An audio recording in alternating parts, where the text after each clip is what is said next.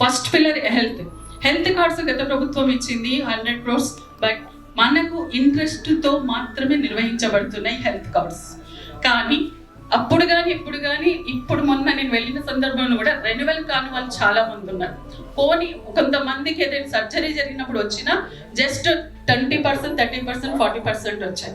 అది కూడా కొంతమందికి ఇన్ఫ్లుయెన్స్ ఉంటేనే. ప్రతి అడ్వకేట్కి ఇన్ఫ్లుయెన్స్ ఉండాలి, పొలిటికల్గా లేదా తెలిసిన వాళ్ళు ఉండాలి అంటే చాలా కష్టం.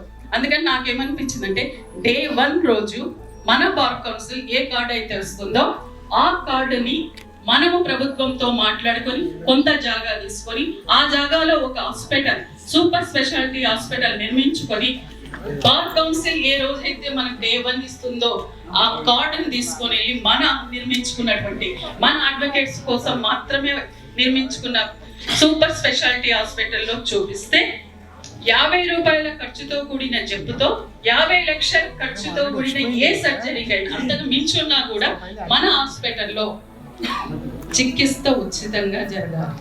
ఇది నేను పెట్టుకున్నటువంటిది.